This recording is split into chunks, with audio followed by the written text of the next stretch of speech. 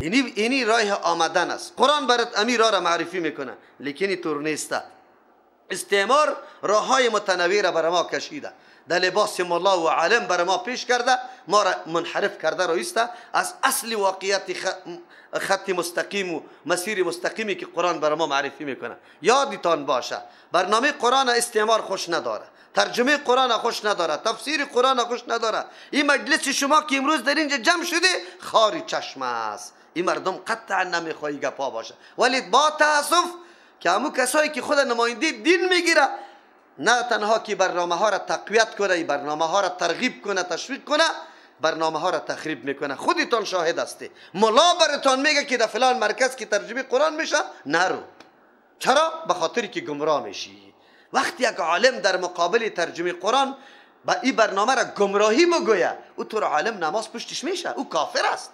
یقین به الله بکنی اگر کفرش هیچ چیز باقی بمانه. چرا که درس قرآن کسی کفر بگویه او خود کافر است، دیگه باقی نمانده. اما امی مولا نافهمیده دعوتگر یهود و نصارا و استعمار است. در منفعت در آسیا یکی آب میریزانه، دشمن آب میریزانه. نمیفهمه که ما کدام برنامه را پیش ببریم. بسیار سخت است. در مورد پیغمبر اعلان کردن یک بشر است، در مقابل برنامهش میگفتی سحر است. امروز هم اینطور میگه وهابی است. وهابی کی را میگه؟ چی است می وهابیت؟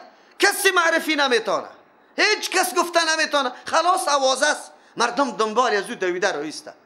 الحمدلله 12 دوره تفسیر است. ما شما را طرف یهودیت یا نصرانیت یا بیدینیت دعوت دادیم بجز از کتاب الله و سنت رسول الله. و بارها گفتیم که ما انسان هستیم، خطا میشیم. سر ما بالکل بس اوقات میشه ما خطا شده باشیم، اما سخن ما را نپذیره. ما فقط پیروی کتاب الله و سنت رسول الله صلی الله علیه و سلم هستیم. با منهج سلف کدام تفسیر و تشریح و تطبیقی که سلف کرده امور ما بکنیم. همین راه و مسیر حقیقی دین است. خلاف از یقینا که دین شده نمیتونه. لیکن افواهات و شایعات چقدر زیاد است، تبلیغات چقدر زیاد. به یک کنسرت که اعلان میشه در مقابلش فیس میگیره، تکت میده $100 با 5000 نفر با 10,000 نفر اونجا میره. لیکن با برنامه مفت کتاب الله متعال کسی حاضر نمیشه. علت چیست؟ علت است که گوشای مردمی ما را پر کرده، استعمار پر کرده توسط رسانه ها، رادیو، تلویزیون، کلش اینمی گپاسته. به خاطر چیست؟ اغوا کردن مردم که در برنامه های سازنده کتاب الله نبیه. این مردم باز هوشیار میشه.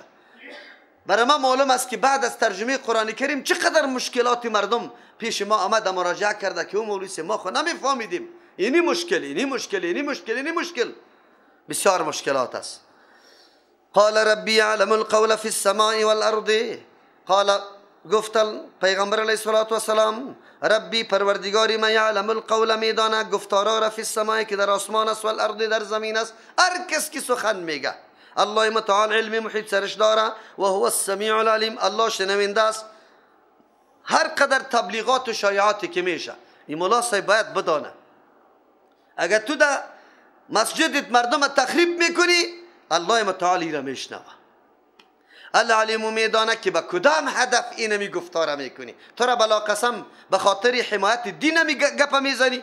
اگر تو همی گپ به خاطر حمایت دین میزنی من تو را تویید میکنم، بالکل ملامتت نمیکنم. اما از روی حسد میزنی به الله قسم میفهمی که راه امی راه است، لیکن آلی رازت افشا میشه، جنایتت آلی برملا میشه توسط فهمیدن مردم که یک دفعه بیدار شوه آلی جنایت تو را میدانه که مولا خو ما را در بدر کرده. یا مولا خو یک دم ما را از 10 سال میشه حتی از یک آیه قرآن کریم خبر نکرده، از او خاطر که تو جنایتی تا پنهان کنی تخریب کرده رایستی. اگر ما بفهمم که همی سخنا و تبلیغاتت به خاطر حمایت دینیت است بالکل ملامت نمیکنم تا، بالکل خوب است، بالکل تو را تایید میکنم. اما امی برنامه را تخریب به خاطر میکنی که جنایت خود پنهان میکنی. کدام خیانتی که در مقابل ملت کردی، مردم کردی، این خیانتی تو برملا میشه. مردم که اینجا بیا خو قرآن برش تمام حقایق برملا میکنه. از جاغی ملایمان مردم میگیره که او ملا صاحب حالی امی کتاب خود خی تو هم است، امی قرآن خمرای تو هم است. ما در یک ماه رفتیم چیزایی را یاد گرفتیم که جی پرسان نکو، او تو اینجا 10 سال ختمات تیر کردی. 10 سال یک آیت بر ما میگفتی، ما چقدر علم حاصل میکردیم. از او خاطر مولا صاحب تخریب میکنی، برای نیت و ارادت حمایت دین نیست، نیت و ارادت خود نگاه کردن است. تو را بالله قسم وقتی که مراجع پیشت میآید در مورد سنت رسول الله پیشت فتوا طلب میکنه، تو را بالله قسم حقیقت گفته میتونی؟ برای حفاظت موقف خود که مر از مسجد نکشه حقیقت بازگو نمیکنی. خو الله میدانه. و هو السمیع العلیم، الله شنونده است افواهات، شایعات، پروپاگاندا را، تخریبات. العلیم، و میدانه نیتها را که با کدام نیت تو تخریب کرده رایستی. بل قالوا اضغاث احلام. ببینه کتاب الله را، سخنان عقلمندترین شخصیت انسانیت. در انسانیت عقلمندترین شخص کیست؟ رسول الله صلی الله علیه وسلم. و کلام الله را کسی خوابای پراگنده بگوید، کلام الله را خوابای پراگنده بگوید. شما ببینید در تاریخ امی قسم شده، در تاریخ حقیقتا تبدیل شده، به مردم واژگون معرفی شده که اینی گپاسته. قرآن میگه اضغاث احلام. بل قالوا، گفتن یا اضغاث احلام، یا خو خیالات و خوابهای پریشان و پراگنده است. خوابهای پریشان کننده و پراگنده است. چرا ایرا خواب میگه، خیال میگه؟ ای گپا تحقق پیدا کردن نمیتونه. خواب امور میگه که تحقق پیدا نکنه اکثر اوقات. از او خاطری سخنای دعوتایی که پیغمبر میکنه یک تطبیق نمیشه. یک تعداد مردم ما میطور میگه، او گپایی که شما میگی که قرآن میگه هیچ امکان نداره که در جامعه بیاید، توی گپ نزن. یکی از جمله تصور منفی امی بود که تو قدم عقب ماندی. تو برابری امکانات خود مسئول هستی، در دایره خود مسئول هستی. الله از پیشت سوال میکنه، در دایره نفست مسئول هستی. چه عمل معامله را با نفست بکنی، آن چیزی را که الله برات دستور داده. چه معامله را با خانوادت بکن، الله متعال. بس نمی قدر تو مسئول هستی. جهان اصلاح کردن، رسول الله کل جهان اصلاح نکرده، کاکای خود اصلاح نتونسته، نه ابو طالب نه ابو لهب. تو کیستی؟ تو فقط مکلف در دایره قدرت و توانت هستی. اصلاح گامی تور دار برای پیشرفت. تخریب نکو گپاره که نه امکان نداره، نمیشه نگو، بگو بالکل میشه. تو بگو میشه او بگو میشه، خو کلگی ما که بگویم میشه، نمیشه از کجا پیدا میشه؟ فقط همیشه عقب نشینی، همیشه احساسی چیسته؟ به همتی. شجاعت از دست دادیم، همت از دست دادیم. کدام کار است که نمیشه؟ گپ در سر همت است، شجاعت است. قرآنی گپا را برای ما میگه و امیر میگفت، قرآن کریم میگفتن اضغاث احلام است. بل افتراه، بل کیر از خود ساخته، از دل خود گفته رایسته. بل هو شاعر، پیغمبر علیه السلام میگه این شاعر است. شاعر کی را میگه؟ گپای از حقیقت خارجی نداره، کلش خیالات است. یک چیزی که در ذهن این افکار شاعرانه است. شاعران افکارش شاعرانه کی را میگه؟ خاک زر جور میکنه، زر چی؟ در شعر خود خاک معرفی میکنه. این طور گپا را میزنه. رسول الله را شاعر گفته. ما امروز کسی برای ما یک نسبت بکنه خفه میشیم. حالا مرا وهابی گفته گریان که در رایستی. رسول الله در یک جامعه که یک فرد است، یک فرد، و القاب متنوع به رسول الله داده میشه، چطور تو مگویی که چیسته؟ ما والا نمیتونم، در حالی که سیکو مجمعه را مدینه روز تقسیمی برای خواهرایی که حلقات داره برای از تقسیم میکردم. 135 خواهر مدرس ما داشتیم. تنها او مدرسه‌ای که من طلب کرده بودم، دیگر خب بگذار. 135 موحد با همت که در بین خواهرها کار بکنه، انشاءالله دنیا را دیگرگون میکنه. همه قسم برادرای جوانی ما باشه، ولی به اخلاص، به صداقت، به خاطر رضای الله متعال همت بکنه، قربانی بده، وقت خدا، علم خدا، مال خدا، توانمندی خدا دمی را مصرف بکنه. کی میگه که تغییر نمیاد؟ کی میگه تغییر نمیاد؟ کی میگه که بدعت‌ها از بین نمیره؟ کی میگه که شرک از بین نمیره؟ یک سال بعد تو میبینی که انشاءالله هیچ کدامش نیست. چیست؟ لیکن ما اینطور فکر میکنیم که نه، آرام باشیم، حتی یک ادنا سخنم کسی در مقابل ما نگوید، ما را هنوز احترام و تعظیم کنه. درس بگی، درس کدام درس بگی؟ رسول الله و شخصیت مردم شاعر میگه، سخنانش بگوی خوابای چی پراگنده میگه، گپای ساختگی میگه. تو کی هستی؟ فلیاتنا بیایت، آخر کی نمیشه چی میگه؟ بیاره بر ما بیایت به یک معجزه خیلی بزرگی مادی مانند انبیای سابقه واره. موسی علیه السلام عصا آورده بود، صالح علیه السلام شتر کشیده بود، اینطوری یک معجزه را بر ما بیا. کما ارسل الاولون، مثل که فرستاده شده سابقا برای انبیای سابقه که کدام معجزه برش فرستاده شده، همون رقم معجزه را بر ما بیاره. او بدبخت، معجزه مادی و معجزه معنوی با هم چقدر تفاوت، زمین و آسمان تفاوت داره. معجزه مادی در اختیار پیغمبر، تا که پیغمبر است کار میکنه، پیغمبر بندازه او وقت کار میکنه. اما معجزه معنوی رسول الله بعد از وفات خود چلنج میده، به جهان چلنج میده. قل ان کنتم فی ریب مما نزلنا علی عبدنا. عجیب است، معجزه مادی را با معجزه جاودانی معنوی که روح تو را جذب میکنه با این برابر میکنی. ما آمنت قبلهم من قریه، ایمان ناورده پیش از جا من قریه، یک اهل قریم اهلکناها که ما او را هلاک کرده باشیم. یعنی معجزات فرمایشیشان که وقتی برآورده شده به مو معجزه عمل نکرده، بلکه منظورشان هدفشان راهیابی نبوده، تحقیق نبوده، هدفشان فقط چی بود؟ بگوید در مشقت انداختن انبیا علیهم السلام، در دل اراده ایمان نداشتن، معجزه طلب کردن اما ایمان نمی آوردن. الله میگه ما هلاک کردیم. ما آمنت قبلهم من قریه، ایمان نورده پیش از یا اهل قریه اهلکناها که ما هلاک کردیم واره توسط طلب کردن امیر رقم معجزه. او اهل مکه، برای شما که همینطور معجزه نمیاد خیرتان است. اگر این معجزه بیا شما قبول نکنی، الله متعال بیخکن شما را تباه میکنه. و پیغمبر همین پیشنهاد شده از طرف الله متعال که معجزه بیا کوهای صفا و مروه طلا بگرده برای تو باغا شوه، لیکن این مردم اگر نه قبول نکرد کلش هلاک شوه. رسول الله قبول نکرد. چرا؟ به خاطری که در بینشان پیدا میشه، مهلت میده الله متعال. از او خاطر الله میگه افهم یؤمنون، آیا ایمان میاره؟ اگر معجزه بیاید، قومای سابقه خامی طور بود که معجزه را طلب کرد، ایمان ناورد. معجزه آمد، ایمان ناورد، لیکن بدبختی دوچار خودش شد. اهل مکه هم همینطور است، معجزه بیا باز اگر ایمان ناورد، باز وای چیست؟ تاوان در جان خودشان. و ما ارسلنا قبلک الا رجالا نوحی الیهم. چرا؟ برای راهیابی انسان راههای متنوع موجود است. تو بی سواد هستی، نمیدانی، معلومات نداری، پیش اهل علم دانشمند برو مراجعه بکن. قرآن برای ما دستور میده در مورد کدام چیزی که علم نداری برو معلومات بگی. ریش سفید ما یک دم مسجد احساساتی میشه، مرگی میگیرشه. یک از عالم پرسان نمیکنه که عملی که در پالوی برادر مسلمان هم انجام داد، یه عملی کی بود؟ عملی رسول الله بود یا نعوذ بالله عمل یک منافق بود؟ یه عمل نفاق بود یا عمل سنت رسول الله بود؟ یک دم مرگی میگیرشه. و روز دمی مسجد در نماز پیشین یک ریش سفید هیچ رقم کاراسته این مسجد میشه. من نبودم، کسی دیگه برام قصه کرد. عجیب است.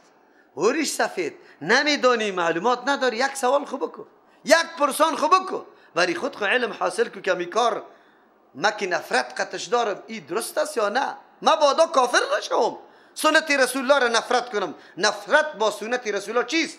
کفر است. یادتان باشه این گپ یادی نیست. کسی از طریقی رسول الله نفرت میکنه قطعا کافر میشه. یکی نه عمل کردن است، یکی نفرت کردن. نفرت ایرا بفهمی، دینی را تنها نمیگه یک کلمه را بخوانی. و ما ارسلنا روان نکردیم قبل که پیش از توی پیغمبر علیه السلام الا رجالا، مگر مردا را روان کردیم. این وظیفه مناسب شانی مرداست، زنای وظیفه را پیش بردن نمیتونه. پیغمبر دست و گریبان است با قومی خود، دعوت میده، در محله حاضر میشه، لط میخوره، چپه میشه، اوگار میشه. زن توانمندی از زیره نداره، وجود فیزیکی زن قطعا قابلیت از زیره نداره. از او خاطر این منصبه و این وظیفه را خاص کردیم برای مردا.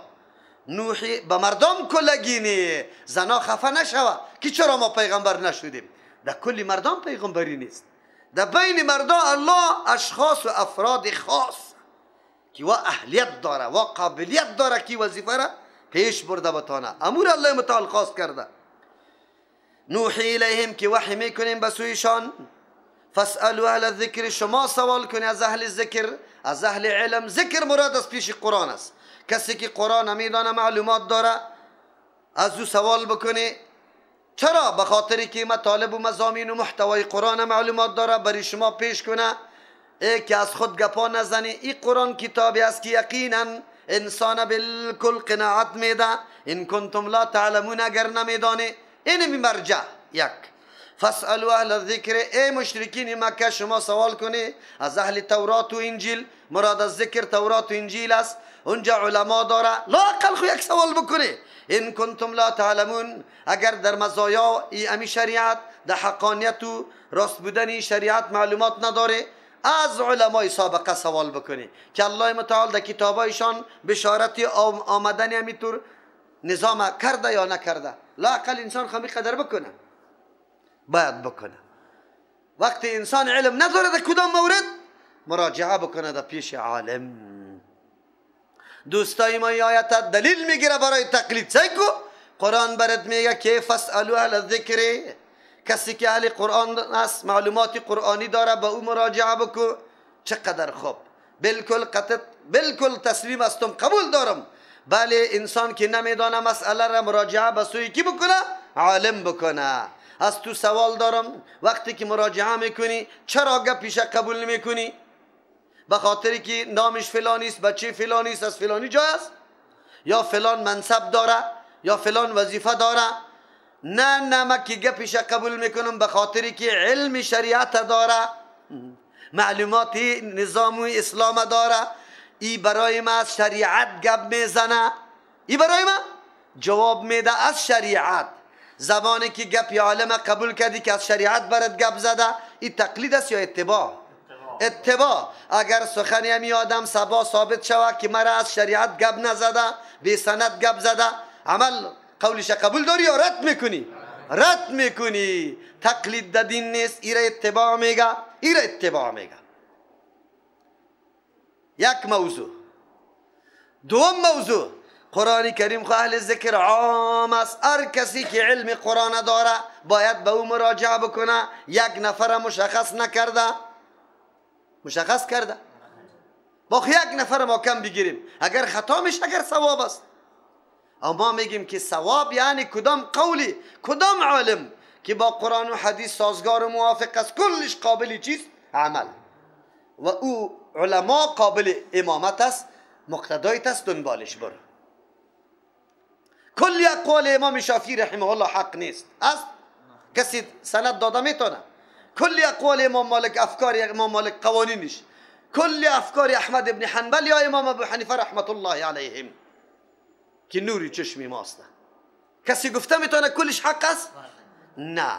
حق او را میگه که سند از قرآن و حدیث داشته باشه، اما سخنانش قابل قبول است، بالکل ما اطاعت میکنیم. لیکن این را اتباع میگه، تقلید نمیگه. قبول قول غیر بلا دلیل، دلیل نداشته باشه قبول کن. دلیل داره اینجا. چرا دلیل داره؟ رفته مردکه مدرسه را خوانده، معلومات کافی حاصل کرده، در بین مردم معلومات حاصل کرده. امام ابو حنیفه رحمه الله مردم میشناسه که عالم است، از او خاطر مراجعه میکنه. با مثل امام ابو حنیفه رحمه الله عالم دیگه، عالم مدرسه را خوانده، علم حاصل کرده، برای از او مراجعه کنه، یعنی تنها به یک نفر مراجعه کنه، به دیگه مراجعه میشه.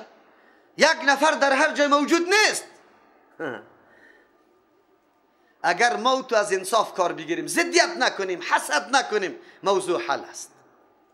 احترام کل علما با جای است. مردم اینطور وانمود میکنه که البته بسیار مردم میگه مولوی متوکل به امام ابو حنیفه رحمه الله قائل نیست. الله اکبر. امام ابو حنیفه رحمه الله اول مرد سلف است، سلف پیشینای ماست. خصوصا در بین 4 امام 3 امام دیگه تبی تابعی نیست. تابعی نیست، تبی تابعی است. امام صاحب چیست؟ تابعی است رحمت الله علیه. ما چطور توهین و تحقیر از او را بکنیم؟ کور نمیشیم. کسی که کل عمر خود در خدمت دین تیر کرده باشه، ما توهین و تحقیر از او را بکنیم؟ کلا، زبان ما خوش شود.